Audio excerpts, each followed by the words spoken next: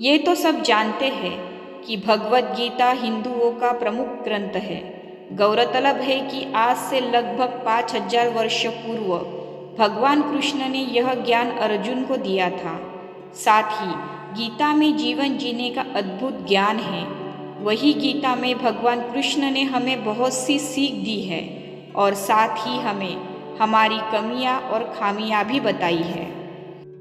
दरअसल गीता को द्वापर युग के अंत में भगवान कृष्ण ने सुनाया था, पर तब उन्होंने कलयुग के लिए भी कुछ बातें कही थी और उनकी यह अद्भुत बातें आज 100% सच भी हो रही है।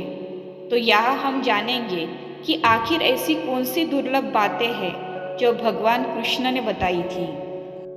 ततश्चानुदीन धर्म सत्य शौर्च क्षमा दया कालेन बलिना राजन नडश्चातायु बरल स्मृति। इस श्लोक के मुताबिक कलयुग में अर्थ, धर्म, सत्यवादिता, स्वच्छता, सहिष्णुता, दया, जीवन की अवधि, शारीरिक शक्ति और स्मृति सभी दिन ब दिन घटती जाएंगी। वित्तमेव कलो नृणा जन्माचार गुणोदय धर्म न्याय व्यवस्थाया कारण बलमेव ही।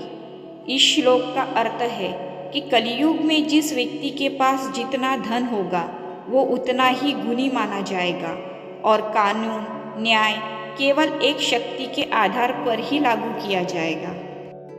दापत्ये भिरुचि हेतु मार्गेव व्यवहारिके स्त्रीत्वे पुष्वे च ही रति विप्रस्वे सूत्रमेव ही। इस श्लोक के अनुसार इस युग में पुरुष स्त्री बिना विवाह के एक दूसरे में रुचि के अनुसार साथ रहेंगे। वही व्यापार की सफलता छल पर निर्भर करेंगी। कलयुग में ब्राह्मण सिर्फ एक धागा पहनकर ब्राह्मण होने का दावा करेंगे। लिंड एवाश्रम ख्यातो अन्योन्यापति कारणम औत्या न्याय दौर्बल्य पांडते चापल्लवच। इसके अनुसार जो मनुष्य घूस देने या धन खर्च करने में असमर्थ होगा उसे अदालतों में सही न्याय नहीं मिल सकेगा। साथ ही जो व्यक्ति बहुत चालाक और स्वार्थी होगा वो ही इस कलयुग में बहुत विद्वान माना जाएगा। शुस्त्रुडभ्या व्याधिभिषेव संतस्पस्ते च चिंतया त्रिशदिशति वर्षाणि परमायु कनो नृणाम। इसका अर्थ है कि इस युग में लोग भूख प्यास और कई तरह की चिंताओं से दुखी रहेंगे। कई तरह की बीमारियां उन्हें हर समय घेरी रहेंगी। साथ ही कलयुग में मनुष्य की उम्र केवल 20 या 30 वर्ष की होंगी। दूरे वार्ययन तीर्थ लावण्य केश धारणम उदरभरता स्वार्थ सत्यत्वे धाष्टमेव ही। इस श्लोक के अनुसार लोग दूर के नदी और तालाबों को तो तीर्थ मानेंगे, लेकिन अपने पास रह रहे माता पिता की निंदा करेंगे।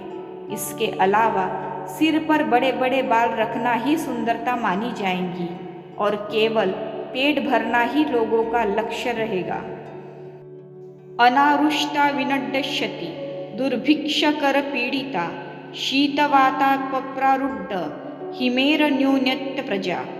इसके अनुसार कलयुग में कभी बारिश नहीं होगी जिससे सूखा पड़ जाएगा। साथ ही कभी कड़ाके की सर्दी पड़ेगी तो कभी भीषण गर्मी हो जाएंगी, तो कभी आंधी आएंगी तो कभी बाढ़ आ जाएंगी। इस परिस्थितियों से लोग परेशान होंगे और नष्ट होते जाएंगे। अनाढ़्यतेव असाधुत्वे साधुत्वे दंभ एव तु स्वीकार एव चोद्वाहे स्नानमेव प्रसाधनम। इस युग में जिस व्यक्ति के पास धन नहीं होगा वो अधर्मी, अपवित्र और बेकार माना जाएगा।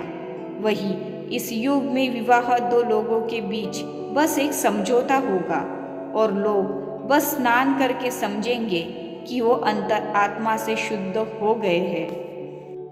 दाक्ष कुटुंब भरण यशोर्थे धर्म सेवनम एव प्रजाभि दुष्टाभि आकीर्णे क्षितिमंडले।